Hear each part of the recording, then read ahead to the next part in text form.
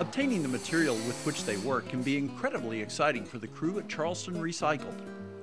We get giddy. We hear, oh, there's a dumpster over on Shepherd Street. Let's go hit it up. You know, we do it. I get phone calls at least twice a month. Hey man, you need to get over to Smith Street. There's a whole bunch of wood out there, and sometimes I'm too late. Somebody else got it.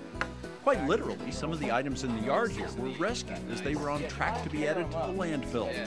Where there's weird people that are diving in the dumpsters and people look at us funny, but they don't really realize that we're actually making something great out of that. At the core, everything is old, Charleston, recycled, dumpster diving.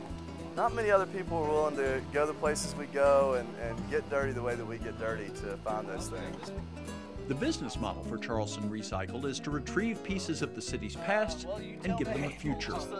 We take old Charleston portals from the past and we turn them into works of functional artwork, we call them. It was an idea that came to Shelby Nelson as he witnessed a scene that was quite common in the historic district.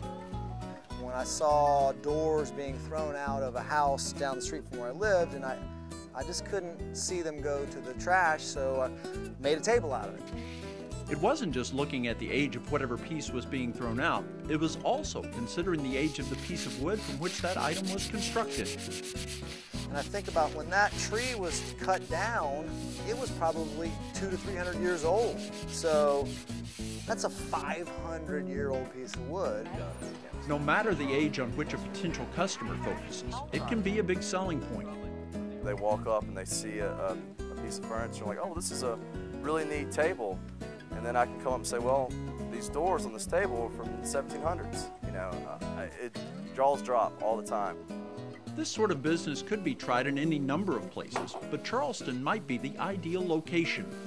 There's 5,000 historic homes here, and maybe 1,000 of them are in disrepair. So you can't tear them down though, but when you remodel them, a lot of people throw out what appears to be trash, but that's what we relish. One thing that you might notice about the material being reused by Charleston Recycled is that it is not in perfect condition. I want something minimum 100 years old is what I'm looking for. And I really like it to look gnarly. The nastier the better. We like it raw and charred and paint flaking, and we don't even have scared of termites, you know, it all adds character. The company has its own showroom for finished pieces. It sells through several antique stores and has also claimed a spot at the Charleston Farmers Market in Marion Square. Customers have come to appreciate what is being offered. You're not buying just a piece of furniture, you're buying a piece of art. I think people appreciate the whole idea of reusing materials. Those who buy what Charleston Recycled has created probably do consider the pieces' place in the city's past. It's certain that the company owners do. I often think about, you know, especially a door. It really speaks to Charleston and the historic nature of Charleston. I try and keep a record of where we got the pieces so that when we sell it, we can say, okay, this piece came from 19 Shepherd Street, and it was built in 1872 and was torn down in 2007, and we salvaged it. Plenty of work goes into transforming the old material into something new. It's a task that those who do the job, including co-owner Charlie Luther, embrace. I even learned from my granddad years ago, who was a Depression-era person, that you know, you can reuse something, reuse it. So being able to do that with this old wood and make furniture, make something that somebody's going to appreciate and put in their home and care about, and maybe even pass down through generations, just sounded great. Many of the other members of the crew are individuals who are tenants of Shelby Nelson. They all appreciate the wood and help me in numerous ways. Things are going well for Charleston Recycled, but there's one factor that could restrict the company's ability to grow. Right now we have enough for probably 6 months worth of work. Because of the nature of the business, crews can't just go to the lumber yard and pick up materials so they can make a table.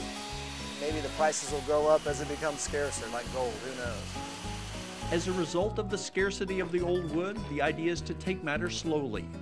I don't think we're ever going to be huge, but I don't want to be another big, huge furniture company that's pounding out stuff all day long. 3 or 4 pieces a week would be a good, at least a good start, you know, with the people that we have. Selling items such as these can offer an opportunity to make a profit, but probably won't make the owners a fortune. It's not really a get-rich thing, but it is it's a good, honest way to work for sure. But preserving pieces of Charleston history is a worthwhile endeavor all its own. I feel like I'm doing a good thing. You know, there's definitely a reward to it. And on top of that, when you make something that somebody really loves and wants to take home that day and can't wait to get it in their living room or their kitchen or whatever, that's a good feeling too.